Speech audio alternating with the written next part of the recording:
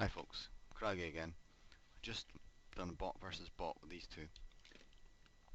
I'm going to do just a normal, like a look at a normal individual toy just now. And this is one that I'd kind of seen when it came out, and actually seen there was original colours of it, and I kind of liked that, but I really liked this version,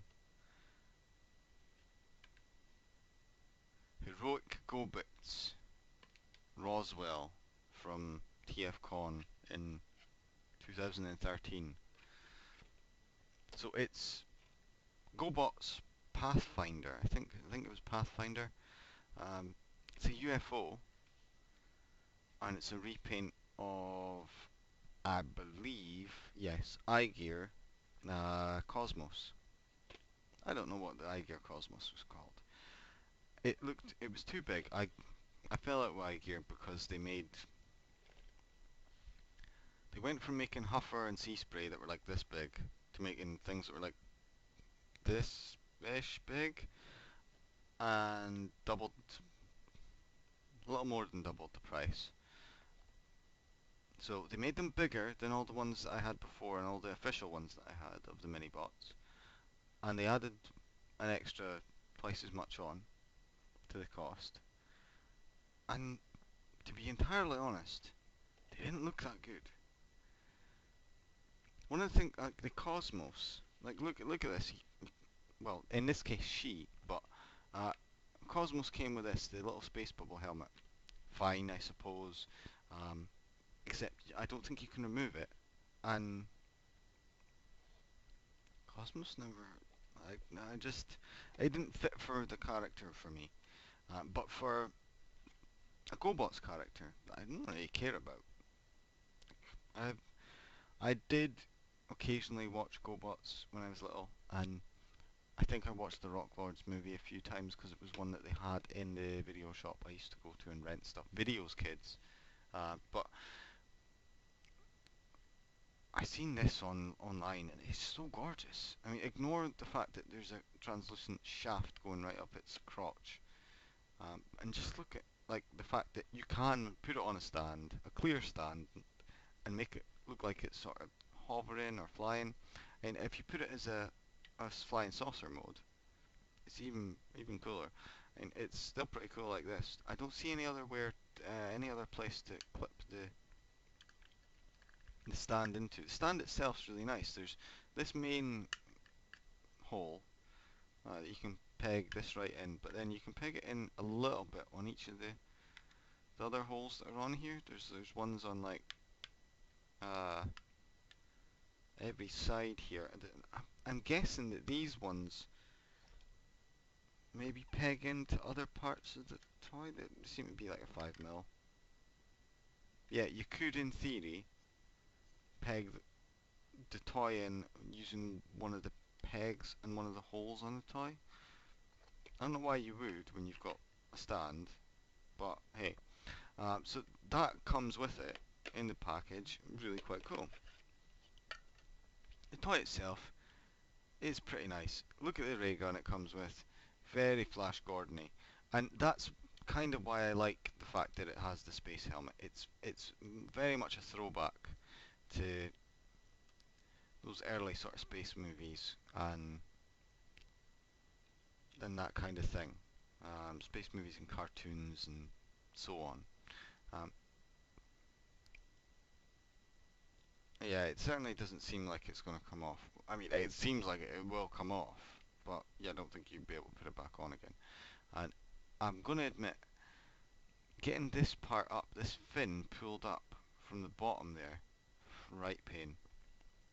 But I'm going to push it back in, just to show you guys the transformation. It's fairly straightforward.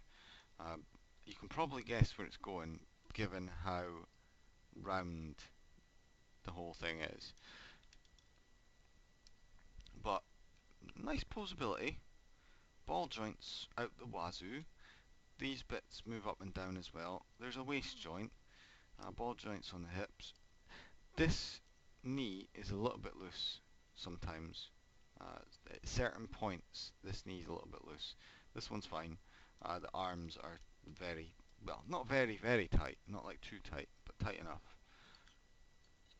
So basically what you do is you fold everything up until it's all folded up. And then it's folded up. Let's pop the head back down. See, it's quite a nice little thing. Now, if I remember correctly, you have to do that because I had the legs around the wrong way. That's another bit that's loose, the little heel there. That's a little bit loose, and this one is actually quite tight. To fight with one of them to get them out. I'm not sure if it's the one that is loose or the one that is tight. Um, yeah, I'd nearly pulled the trigger on this a couple of times on TF Source. Probably would have been okay with getting it for whatever price they were charging for it. I think it was something like $50. I got it for £30 with some other stuff. Well, no, it was £30. I got some other stuff with it. I think it was 70 I paid altogether for this. Something that was 30 and something that was 15. So there you go. Stick it on the stand. Ooh, it's flying saucer. It's flying through space. And you got little windows at the front. You got little booster rocket things at the back. It it looks a bit Manta Force. Reminds me of Manta Force. Not a bad thing. And the stand's got a few different things on it, so you can give it a fair range. It'll not stand on the stand like that, but you can give it a fair range of movement, just to give it a little bit of weirdness going on. That's quite nice. So it's sort of hovering and coming in. You can attach the gun as well. You can plug it in the bottom where you would put the stand. And that looks pretty cool. There's also an abundance of pegs underneath that you can plug into. There's 1, 2, 3, 4, 5, 6 under there, plus that one is 7. Okay, yeah, you can't plug it anywhere else, but there's 7 places.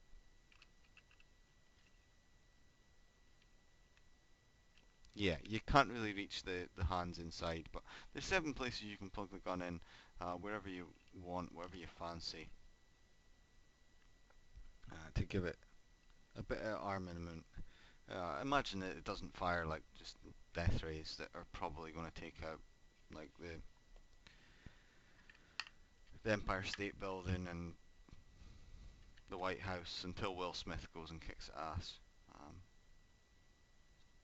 but yeah, very cool. Worth the 30 quid that I paid for it, I think.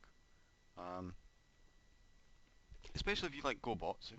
If you're looking at that Unique Toys, Salmore, the cycle that they're doing, or whoever it is that's doing Turbo, or if you've got I got Transformers live action movie Fracture, so I now have 2 GoBots homages. I don't know if I needed to realise that, because that Road Ranger repaint of the Masterpiece, well, fake Masterpiece, Huffer does look quite nice. And now I might start getting GoBots. Third party, exclusive repainty type GoBots. I probably won't. There's a lot of other things I want to buy first, but you never know. Might be something that I'll get. So yes, highly recommend this. If you like the look of this and you like it as if you would like it as Cosmos, get it, because I seen one of the Cosmoses loose, and it does look quite nice.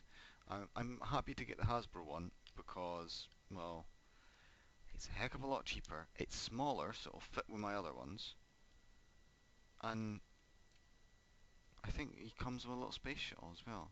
So yeah, I'll be happy to get the Hasbro Cosmos, but if you like this as Cosmos, you probably won't be disappointed. It it is quite a nice toy. despite some of the shortcomings, like I've mentioned, this little fin bit, you can get it up so far. Actually, I got it up pretty much all the way that time. I had to really fiddle with it and eventually just stick a scissors in there and wedge it up. So yeah, maybe it was just a little bit tight first time. I've noticed that with a couple of these third-party toys that I've got at Auto Assembly.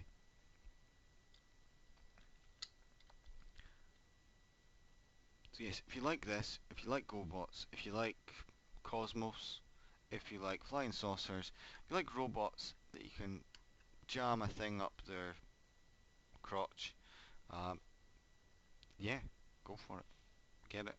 It it's a lot of fun. You can see that knee's very loose, but it always manages to go into a dynamic pose, which is acceptable. Ah!